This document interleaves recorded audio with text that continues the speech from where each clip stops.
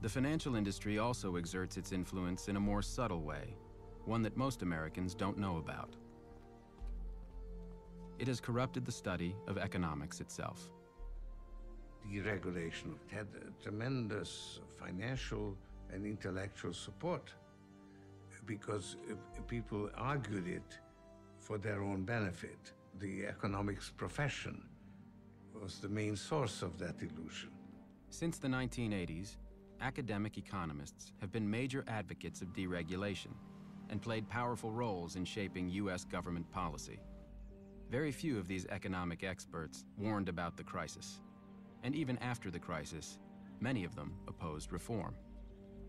The guys who taught these things tended to get paid a lot of money being consultants. Business school professors don't live on a faculty salary. They do very, very well. Over the last decade, the financial services industry has made about $5 billion worth of political contributions in the United States. It's kind of a lot of money. That doesn't bother you? No. Martin Feldstein is a professor at Harvard and one of the world's most prominent economists. As President Reagan's chief economic advisor, he was a major architect of deregulation. And from 1988 until 2009, he was on the board of directors of both AIG and AIG Financial Products, which paid him millions of dollars. You have any regrets about having been on AIG's board? I have no comments. No, I have no regrets about being on AIG's board. None? That I can say, absolutely not. Absolutely not. Okay. You have any regrets about AIG's decisions? I cannot say anything more about AIG. I've taught at Northwestern and Chicago, Harvard, and Columbia. Glenn Hubbard is the dean of Columbia Business School and was the chairman of the Council of Economic Advisors under George W. Bush. Do you think the financial services industry has too much political power in the United States? I don't think so, no. You certainly wouldn't get that impression by the drubbing that they regularly get in Washington.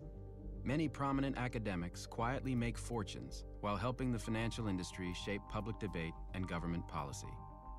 The Analysis Group, Charles River Associates, Compass Lexicon, and the Law and Economics Consulting Group manage a multi-billion-dollar industry that provides academic experts for hire. Two bankers who used these services were Ralph Ciaffi and Matthew Tannen, Bear Stearns hedge fund managers prosecuted for securities fraud. After hiring the Analysis Group, both were acquitted. Glenn Hubbard was paid $100,000 to testify in their defense. Do you think that the economics discipline has a conflict of interest problem? I'm not sure I know what you mean. Do you think that a significant fraction of the economics discipline, number of economists, have financial conflicts of interest that in some way might call into question or color? Oh, I see what you're saying. I doubt it. Most academic economists, aren't wealthy business people. Hubbard makes $250,000 a year as a board member of MetLife and was formerly on the board of Capmark, a major commercial mortgage lender during the bubble, which went bankrupt in 2009.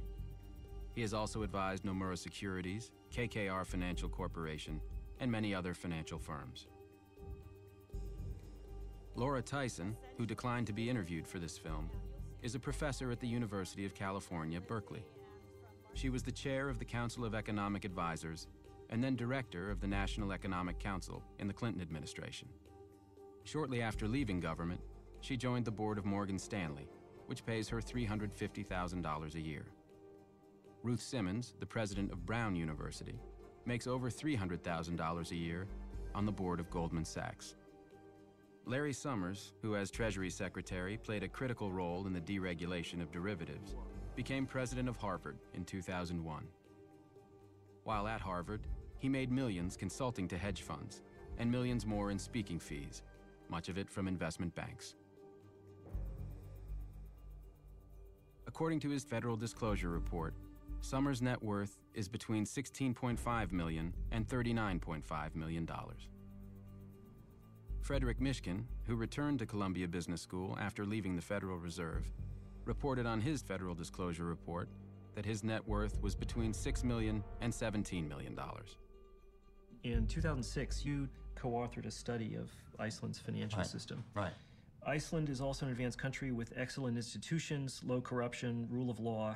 The economy has already adjusted to financial liberalization, while prudential regulation and supervision is generally quite strong. Yeah, and that was the mistake. That turns out that that the prudential regulation and supervision was not strong in Iceland, and particularly during this period. So what led you to think that it was?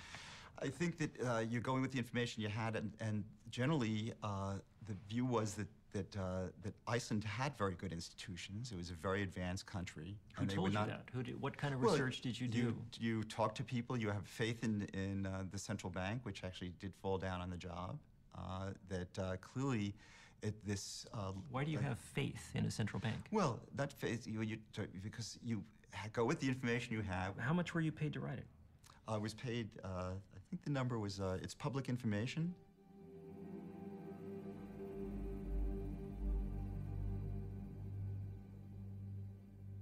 On your CV, the title of this report has been changed from Financial Stability in Iceland to Financial Instability in Iceland. Oh, well, I don't know.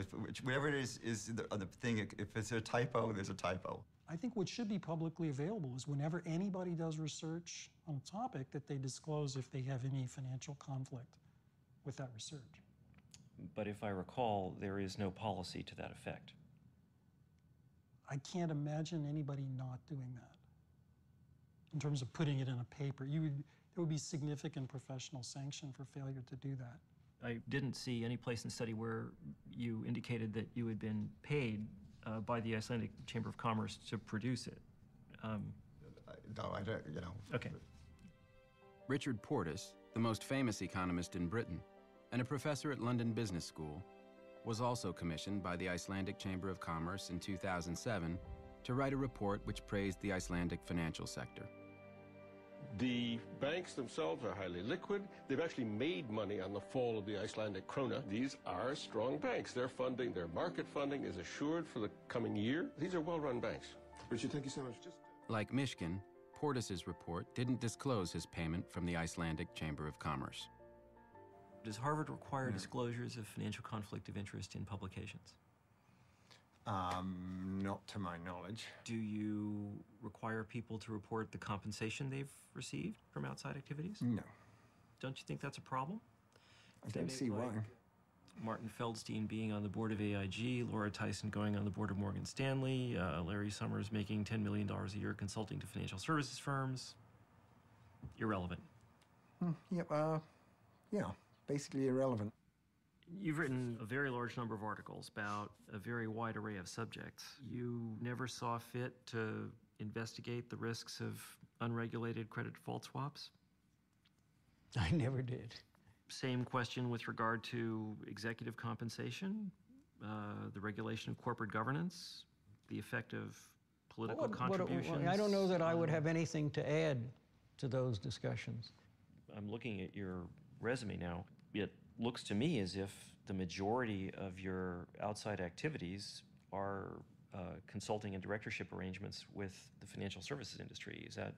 Would you not agree with that characterization? No, to my knowledge, I don't think my consulting clients are even on my CV, so no. Who are your consulting clients? I don't believe I have to discuss that with you. Okay. In fact, you have a few more minutes and interview's over. Do you consult for any financial services firms? The answer is I do. But I do not want to go into details about that. Do they include other financial services firms? Possibly. You don't remember?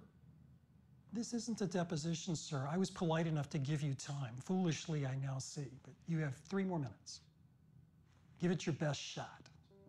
In 2004, at the height of the bubble, Glenn Hubbard co-authored a widely read paper with William C. Dudley, the chief economist of Goldman Sachs. In the paper, Hubbard praised credit derivatives and the securitization chain, stating that they had improved allocation of capital and were enhancing financial stability. He cited reduced volatility in the economy and stated that recessions had become less frequent and milder. Credit derivatives were protecting banks against losses and helping to distribute risk. A medical researcher writes an article saying, to treat this disease, you should prescribe this drug. Turns out, doctor makes 80% of personal income from manufacture of this drug. Does not bother you. I think it's certainly important to disclose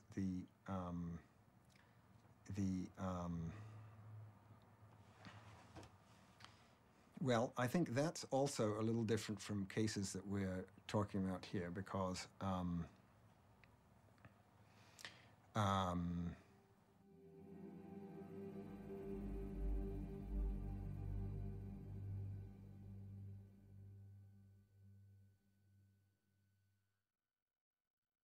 So, what do you think this says about the economics discipline?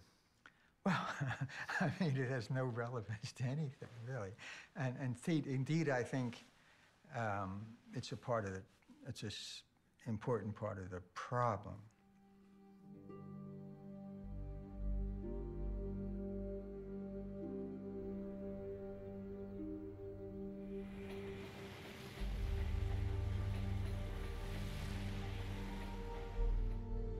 The rising power of the U.S. financial sector was part of a wider change in America. Since the 1980s, the United States has become a more unequal society, and its economic dominance has declined.